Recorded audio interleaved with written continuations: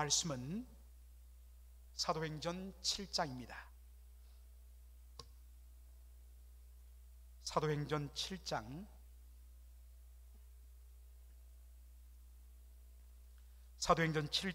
54절로 60절 말씀, 신약성경 198페이지,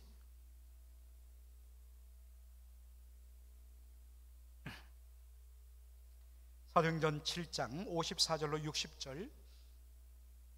조금 본문이 깁니다만 우리 한 목소리로 다 같이 54절로 60절 읽도록 하겠습니다. 저희가 이 말을 듣고 마음에 찔려 저를 향하여 이를 갈거늘 스데반이 성령이 충만하여 하늘을 우러러 주목하여 하나님의 영광과 및 예수께서 하나님 우편에 서신 것을 보고 말하되, 보라, 하늘이 열리고 인자가 하나님 우편에 서신 것을 보노라 한데, 저희가 큰 소리를 지르며 귀를 막고 일심으로 그에게 달려들어 성 밖에 내치고 돌로 칠세 정인들이 옷을 벗어 사울이라 하는 청년의 발 앞에 두니라. 저희가 돌로 스데반을 치니 스데반이 부르짖어 가로되, 주 예수여 내 영혼을 받으시옵소서 하고 무릎을 꿇고 크게 불러 가로되, 주여 이 죄를 저들에게 돌리지 마옵소서. 이 말을 하고 자니라. 아멘. 오늘 저는 베드로와 스데반이라는 제목으로 말씀을 전하고자 합니다. 여러분, 순교자란 말이 있지요. 순교자, 자신의 믿음을 지키기 위하여 목숨도 기꺼이 내어놓는 자, 순교자입니다. 영어로는 martyr이라고 발음을 합니다. 그런데 이 martyr이라는, 어떻게 보면 우리가 보통 보는 영어 단어와는 조금 다르죠. 왜냐하면 이 martyr이라는 순교자란 단어는 마르투스 혹은 말투스라는 헬라어에서 가지고 온 영어 단어이기 때문입니다. 말투스, 마르터 유사하지요. 그런데 이 말투스라는 순교자라는 의미를 가진 이 단어에는 또 하나의 의미가 있습니다. 바로 정인이라는, 위트네스라는 그런 의미가 들어 있습니다. 순교자와 정인, 얼핏 보면 별로 상관관계가 없는 것처럼 보이지만은 여러분, 의미를 자세히 살피면, 그래서 이 말투스란 단어 속에는 순교자와 정인이라는 뜻이 함께 들어있구나 하는 것들을 여러분이 알 수가 있습니다. 여러분, 위트네스, 정인이 무엇입니까? 정인은 자신이 본 것을 본 그대로, 있는 그대로 증언하는 사람이 정인입니다. 그래서 이것을 다른 말로 목격자, 그 앞에 I를 붙여서 눈으로 봤다 해서 eye witness, 목격자라는 의미로도 씁니다. 그런데 정인이 자신이 목격한 것을 말하는 것을 대단히 불편하게 여기는 사람들이 있습니다. 바로 목격자의 증언 때문에 자신의 모든 죄가 드러날 것을 두려워하는 사람들입니다. 그래서 증언하지 못하도록 하기 위해서 갖은 방법으로 위협을 가하고, 심지어 그것이 통하지 않으면 그 사람의 입을 막기 위해서 죽이기도 하는 것, 영화에 여러 번 그러한 장면들이 나오지요. 많은 경우 죽음의 위험 앞에서 자신이 본 것을 눈 감아버리는 사람들이 많습니다. 그러나 정말 사명감에 불타는 사람들은 내가 본 것을 말하지 아니할 수 없다면서 자신의 목숨을 내어놓고 본 그대로 말하는 사람, 이 사람이 누구냐? 말투스, 정인입니다. 그래서 정인이라는 이 단어 속에 순교자라는 의미가 들어있는 것이 연결되는 것입니다. 한국 역사, 교회 역사 속에서 순교자, 많은 순교자들이 나타났습니다. 일제시대를 거치면서, 특별히 6.25 전쟁을 거치면서 많은 사람들이 믿음을 지키기 위해서 목숨을 잃었습니다. 용인에 가면 용인 순교자 기념관이 있습니다. 여러분들 한국 가시면 꼭 용인에 가셔서 기독교 순교자 기념관 찾아가시기 바랍니다. 거기 들어가시면 선교자들의 사진과 그들의 그 일대기 내용들이 그렇게 잘 묘사되어 있습니다. 참으로 은혜를 받습니다. 수많은 순교자들 중에서 두 분의 대표적인 순교자가 있지요. 한 분은 주기철 목사님입니다. 주기철 목사님은 평양 상정교회에 담임하시면서 정말 신사참배가 우상숭배라고 규정한 후에 앞장서서 신사참배를 반대하다가 투옥되어서 해방을 1년 앞둔 시점인 1944년에 평양 형무소에서 옥사를 하십니다. 또 한 분의 선교자 손양원 목사님, 여러분 사랑의 원자탄이라는 책과 영화로도 많이 알려진 분이죠. 손양원 목사님은 여러분 여수에 가면 애양원이라는 그러한 교회가 있습니다. 지금은 교회만 있는데 옛날에는 애양원이 나환자촌이었습니다. 그래서 그 나환자들을 돌보면서 목회를 하신 분이 바로 손양원 목사님입니다. 이분도 신사참배 반대에 앞장섰다가 역시 감옥에 투옥되어서 해방하면서 풀려나게 됩니다. 그리고 그로부터 몇 년 후 1949년에 여순 반란 사건이 일어나죠. 그때 손 목사님의 두 아들이 공산주의자에 의해서 죽임을 당합니다. 그런데 손 목사님이 자기 두 아들을 죽인 데 앞장섰던 그 공산주의자를 용서하고 양아들로 삼습니다. 그래서 사랑의 원자탄이라는 별명이 생긴 것입니다. 그런데 손 목사님도 전쟁이 나고 태각하던 공산군에 의해서 죽임을 당하십니다. 그래서 순교를 당하시죠. 그런데 기독교 2000년 역사상 수많은 순교자들이 등장하는데 그 중에서 제일 첫 순교자가 누구냐 했을 때 바로 오늘 본문에 나타난 스데반입니다. 스데반이 처음 등장한 장면은 사도행전 6장입니다. 사도행전 6장은 무엇으로 시작되느냐면 예루살렘 교회에 일어났던 갈등과 분쟁 문제로 시작합니다. 6장 1절 보시면 그때에 제자들이 더 많아졌는데 수많은 사람들이 전도를 해서 예수 믿는 사람들이 계속적으로 증가하는데 그 당시 교회에서는 이 사람들 중에서 가난한 사람들을 위하여 구제하는 일에 힘을 썼습니다. 제자가 더 많아졌는데 헬라파 유대인들이 자기의 과부들이 그 매일 구제에 빠짐으로 히브리파 사람을 원망한데, 자 여기 보면 히브리파 사람들, 헬라파 유대인들라는 표현이 나오죠. 그 당시 예루살렘 교회는 헬라파 유대인과 히브리파 유대인으로 구성되어 있었습니다. 히브리파 사람들은 조상대대로 이 유대 땅 팔레스타인 땅에서 태어나고 자라면서 히브리어와 그 당시 공용어였던 아람어에 능통했습니다. 반면에 헬라파 유대인들은 조상적의 헬라 지역으로 이민 가서 거기서 태어났습니다. 그러다 보니까 히브리어를 못해요. 대신에 그들은 헬라어와 헬라 문화에 익숙한 사람들입니다. 자, 그러다 보니까 날마다 가난한 사람들을 위하여 구제하는데 팔이 안으로 굽는다고 하다 보니까 먼저 히브리파 사람들의 과부부터 가난한 사람들부터 구제하다 보니까 항상 부족한 겁니다.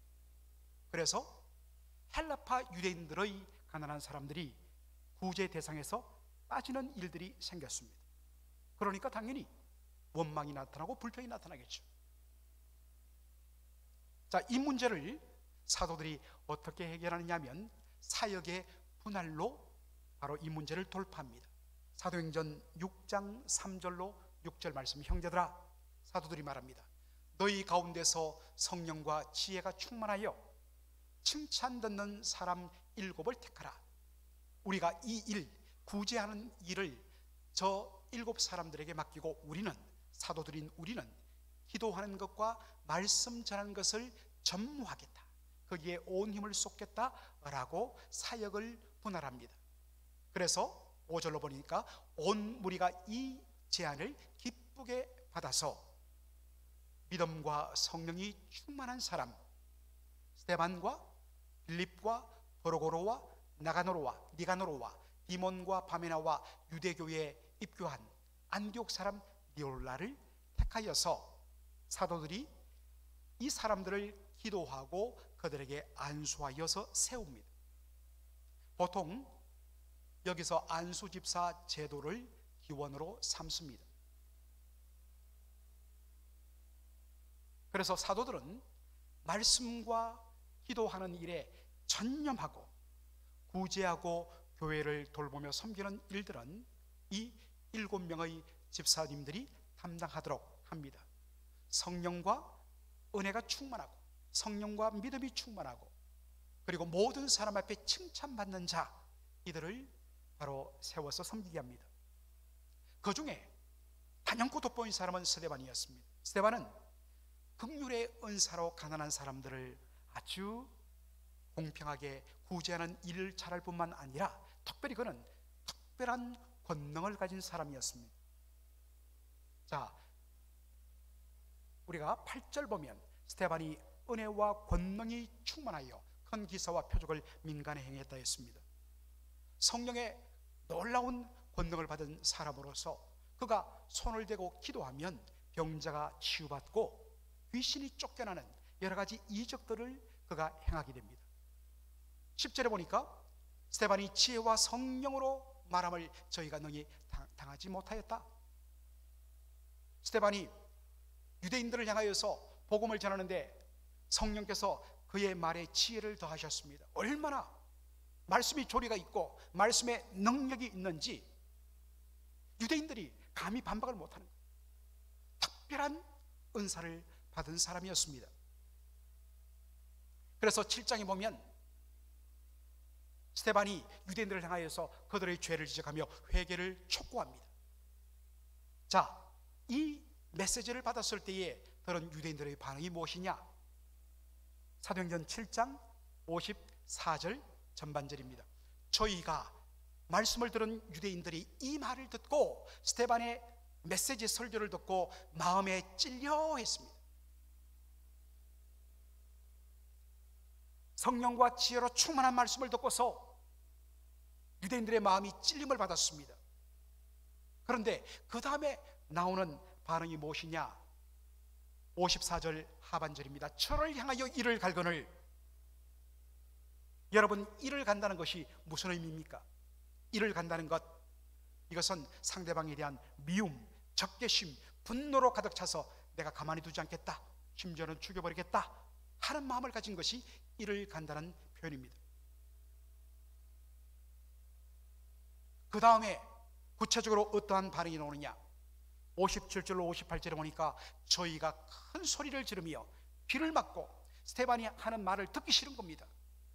귀를 막고 일심으로 그에게 달려들어 성 밖으로 내치고 성 밖으로 몰아내어서 그 성 밖에서 돌로 쳐 죽인 것입니다. 자, 그때에 우리에게 친숙한 이름이 등장하죠. 사람들이 이 옷이 거추장스러우니까, 돌 던지기가 거추장스러우니까 옷을 벗어서 맡기는데 그 옷을 뒤에서 맡고서 사람들을, 행동대원들을 뒤에서 충동질해서 죽이게 한 사람이 누구냐? 사울이었습니다. 사울이 여기서 등장합니다.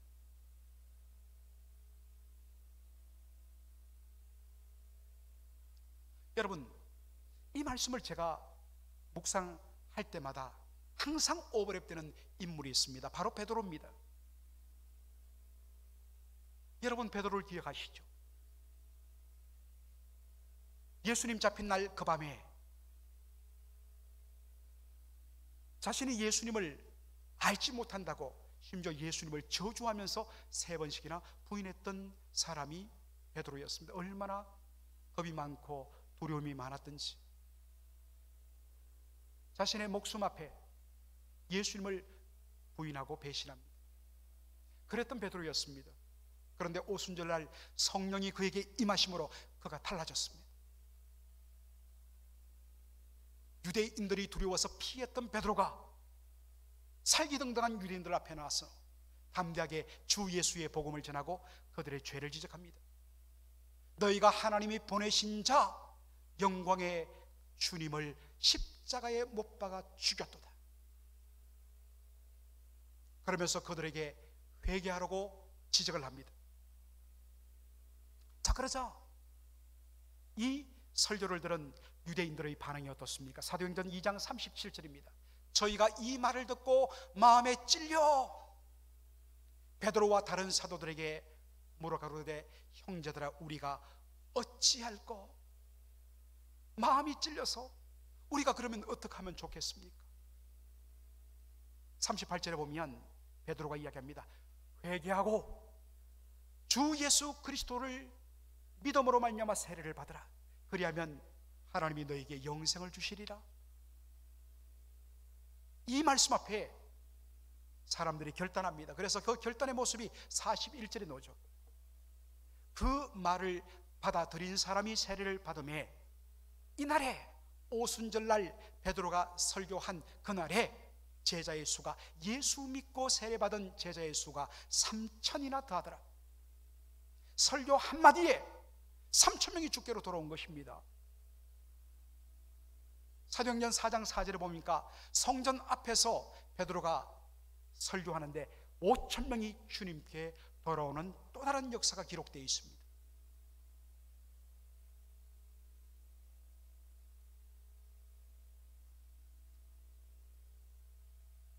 사도행전 2장 37절에 보니까 베드로의 설교에도 저희가 이 말을 듣고 마음에 찔렸다 했습니다. 사도행전 7장 54절에 보니까 스데반의 설교에 저희가 유대인들이 이 말을 듣고 마음에 찔렸다 했습니다.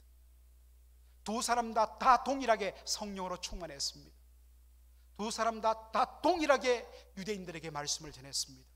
두 사람 다 동일하게 회개하라 라고 설교했습니다. 그런데 나타난 반응은 완전히 달랐습니다. 베드로의 설교 앞에 그날 하루만 3,000명이 회개하고 세례를 받았습니다.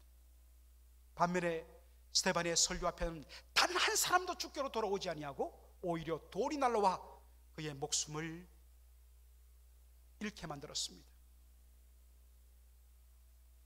여러분, 저와 여러분이라면 당연히 누구에게 눈이 갈까요? 그렇죠, 베드로입니다. 그런데 여러분, 오늘 본문에 나타난 하나님의 반응을 한번 보시기 바랍니다. 사도행전 7장 55절에 보면 죽음을 앞둔 스데반의 눈이 열리면서 하늘을 바라보면서 그가 본 장면이 묘사되어 있습니다. 55절 보니까 스데반이 성령이 충만하여 하늘을 우러러 주목하여 하나님의 영광과 및 예수께서 하나님 우편에 서신 것을 보고 라고 되어 있습니다. 세상 사람들의 눈에 비친 스데반은 철학이 이를 데 없습니다. 아니, 겉으로 외쳤는데도, 겉으로 성령이 충만해서 말씀을 전했는데도 단 한 사람도 구원하지 못하고서 자기는 비참하게 돌에 맞아 죽는, 어떤 면에서는 복음사에게 패배자 같은 모습이었습니다. 그런데 여러분, 그 스데반의 눈앞에 나타난 하나님의 모습이 무엇입니까? 하나님의 영광이 보였다 했습니다. 사람 보기에는 이것은 하나님의 영광이 될 수가 없는데, 하나님은 스데반에게 당신의 영광을 보여주신 것입니다. 특별히 우리가 또 하나 주목할 것은 바로 예수님의 모습입니다. 여러분, 우리가 조금 전에도 예배 중에 우리가 사도신경을 암송하며 고백했습니다만, 거기 성천하신 예수님의 모습이 어떻습니까? 성천하사 하늘에 오르사 하나님 우편 보좌에 앉으셨다. 모든 성경에 보면 성천하신 예수님 하나님 보좌에 앉으셨다, 하나님 우편 보좌에 앉으셨다. 여러분, 우편이란 것은 하나님 바로 오른편에 앉았다는 뜻이 아닙니다. 히브리적인 개념에서 오른편이란 것은 동등한 권세와 권위를 의미합니다. 하나님 우편에 앉으셨다는 것은 성부 하나님과 동등한 권위와 권세를 가진 영광의 주님이 되셨다는 의미입니다. 당연히 보좌에 앉으시는 모습으로 등장해야 합니다. 그런데 유일하게 성경에서 하나님 우편에 서신 모습으로 등장하는 부분은 이 부분밖에 없습니다. 특별히 우리가 주목할 것은 여기에 서 있다라는 헬라어 단어의 의미입니다. 여기에 서 있다는 것은 그냥 stand, 서 있다는 것이 아니라 영어로 말하면 attend입니다. 종이 자기 주인을 바로 서빙하기 위해서 옆에 서서 준비하고 대기해 있는 모습입니다.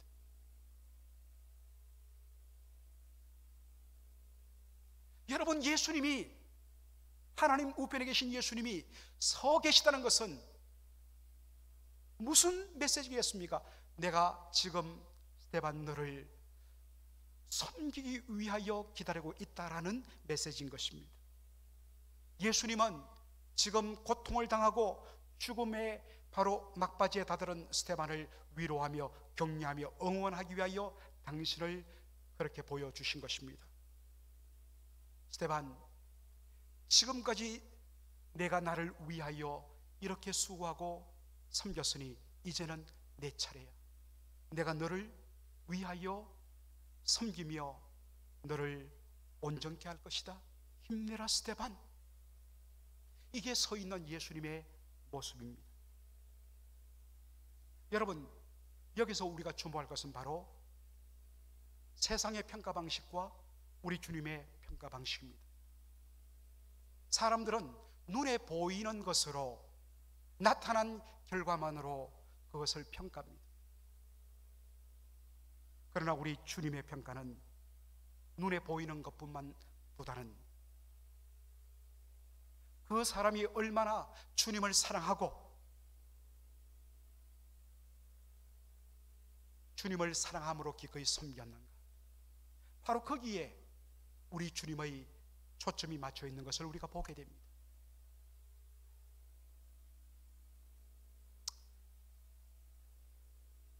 상대적인 관점이 서로 다를 수 있습니다만, 얼마 전에 한국교회에서 가장 큰 목회를 하셨던, 아니 전 세계적으로 가장 큰 목회를 하셨던 목사님께서 하나님의 부르심을 받으셨습니다.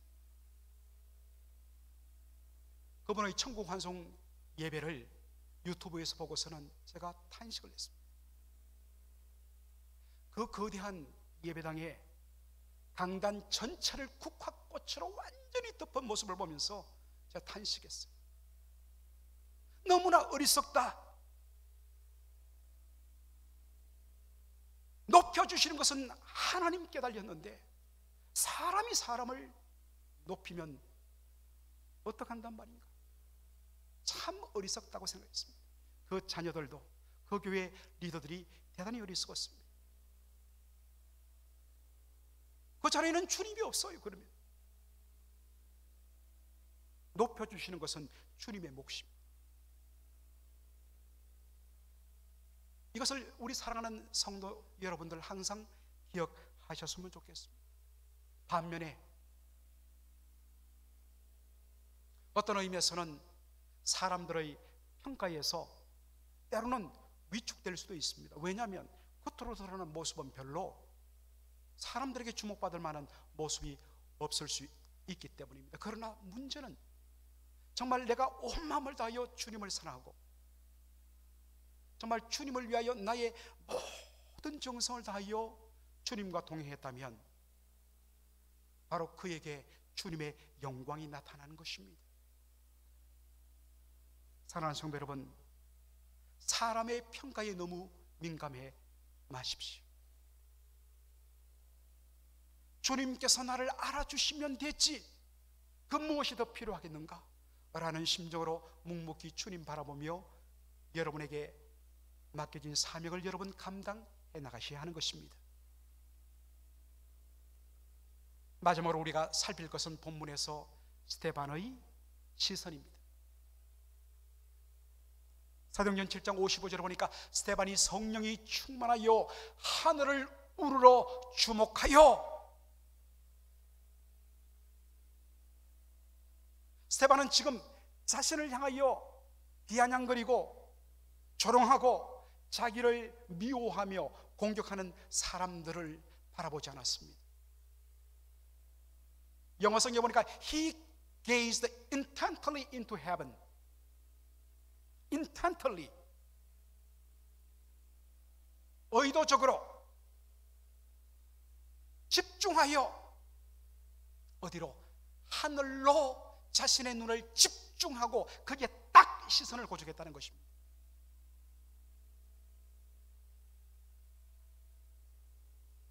사람의 소리, 사람의 평가, 거기에 눈을 맞추면 우리는 무너지게 되어 있습니다. 사람들이 알아주지 못하고, 사람들이 비아냥거리고, 사람들이 비난하는데 거기에 시선 꽂혀버리면 우리도 똑같이 함께 무너질 수밖에 없습니다.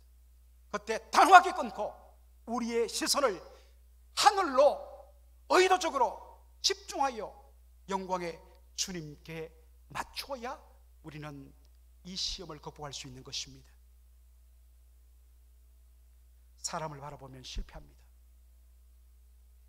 주님 바라봐야 이길 수가 있습니다. 그런데 여러분, 이것이 어떻게 내 힘으로 됩니까? 이 땅에 발을 딛고 사는 우리 인생이고, 육신을 갖고 사는 인생이고, 감정을 가지고 있는 인생이다 보니까 조금 사람들이 나에게 섭섭하고, 사람들이 나를 알아주지 못하고, 사람들이 비난하면 어느 순간에 거기에 휘말리는 것이 우리의 인생입니다. 어떻게 극복할 수 있느냐? Full of the Holy Spirit, 성령으로 충만할 때에, 성령의 은혜로 온전히 지배받을 때에, 그때 비로소 나의 시선이 땅에서 하늘로, 사람에게서 영광의 주님께로 비로소 시선이 바뀔 수 있습니다. 그러므로 여러분, 성령의 충만을 구하셔야 됩니다.